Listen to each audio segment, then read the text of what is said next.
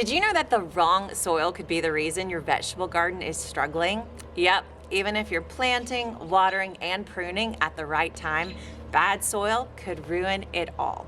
But don't worry, today I am going to walk you through the 5 biggest mistakes that I see gardeners make when it comes to creating garden soil, so you can skip all the headaches, the frustrations, and the failures, and go straight to a thriving vegetable garden just like mine.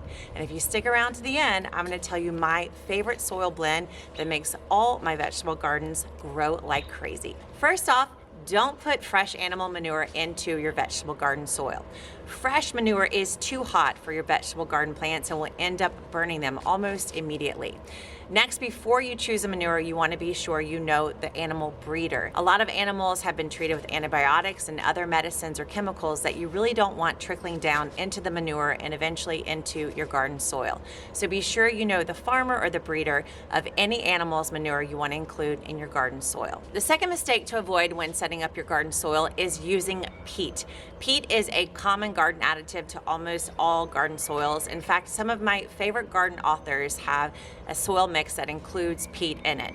But I and you should stop using peat in our garden soil mix, mostly because it's not a sustainable resource. Peat is harvested from peat bogs, mostly in Canada, and studies have shown that those peat bogs are not regenerating the peat fast enough for our garden needs. There are lots of other ways you can lighten up your soil mix without using such an unsustainable method. This third mistake is going to surprise you because it sounds like a really good idea in the beginning, and that is to fill your entire beds with just straight organic compost. Compost is black gold for your vegetable garden and is literally going to make your garden come to life so quickly. But you don't want to use a garden soil that's 100% compost. The main reason is because a straight compost soil mix does not have the stability that other materials like clay and topsoil add to it.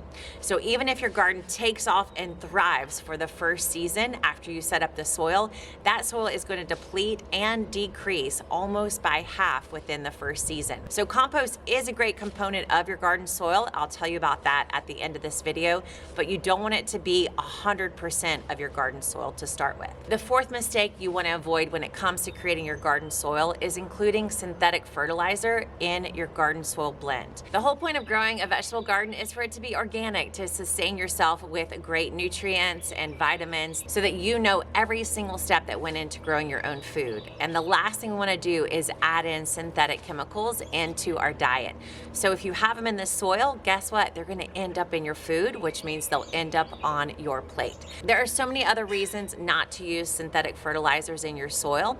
It depletes your soil's nutrients. It's going to require you to keep adding the synthetic fertilizer, and there's a trickle-down effect. Those chemicals in your soil end up moving into our waterways and affecting the entire ecosystem. In fact, I'm so against using synthetic fertilizers in your garden soil that I made an entire video with loads of reasons not to do it and what to do instead.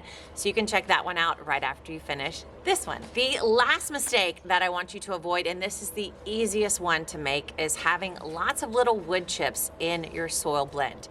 I have had this happen so many times when I order soil without seeing the product, and the soil arrives to me with all these tiny wood chips in the mix. Now, at first glance, it's gonna look like this is no big deal, but all those wood chips, they're on their way to decomposing. They're on their way to breaking down and becoming actual nice, really loose soil. But on their way to doing that, they're going to be pulling nitrogen from the surrounding soil area. So every time we've got wood in the garden, we have this battle between our vegetable plants and the wood chips. So I always search for a garden soil blend that does not have wood chips in it, so I don't create that power struggle in the soil between my plants and the wood. Now, before I give you my 103 soil blend that I absolutely love, that works so well in all my vegetable gardens, let me tell you how you can avoid a lot of these mistakes. And that is by buying small first. So as you start to set up your garden, instead of ordering a big pile of soil like this all at once, you want to go to the soil yard and just buy a sample. Get a small bag, at least maybe 1 cubic foot of that garden blend, bring it home and test it. Plant some seeds in there that are going to need a good bit of nitrogen to take off. You can double check the texture, the composure of the soil, be sure there's no peat in there, be sure that the soil is not too hot. Do that first before before you get a big pile of soil delivered to your home. Now, for my 103 perfect soil blend, you can find this in my book, Kitchen Garden Revival. I also talk about it in my other two books, Leaves, Roots, and Fruit, and The 5-Minute Gardener. So this I developed after working in so many clients' gardens and starting to see the soil composure that worked the best again and again and again.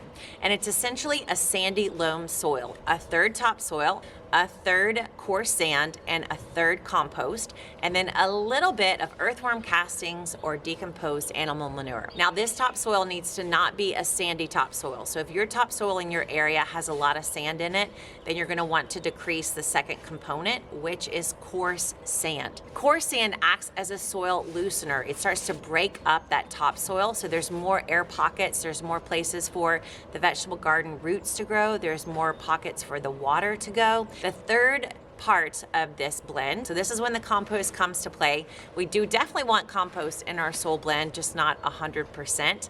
So a third of it is going to be an organic compost, and that's going to give so much nutrients to this soil blend. Then on top of that, the extra 3 at the end is a little bit of earthworm castings or any animal manure that has been completely, totally decomposed and composted. So that's the 103 blend. That's all you need to grow a vegetable garden just like mine. That is completely packed with tons of flowers and herbs and vegetables that all get the nutrients they need without synthetic fertilizers and without the use of peat moss. If you're ready to bring your vegetable garden to the next level or just get it set up in the first place, I have an incredible resource to get you going right below this video. And if you're already a garden pro and you want to start setting up gardens for other people using my 103 soil blend and doing what I do, you can check out how to become a Gardenary consultant right below this video too. And if you want my tools, my books, my seeds, any other thing from the Gardenary shop, we'll have all the links right there for you too. Thanks for watching, and before you go, if you leave a comment right below this video and tell me a mistake that I listed that you've made or one that I forgot that we should tell everybody else about too. I'll see you next time. Bye for now.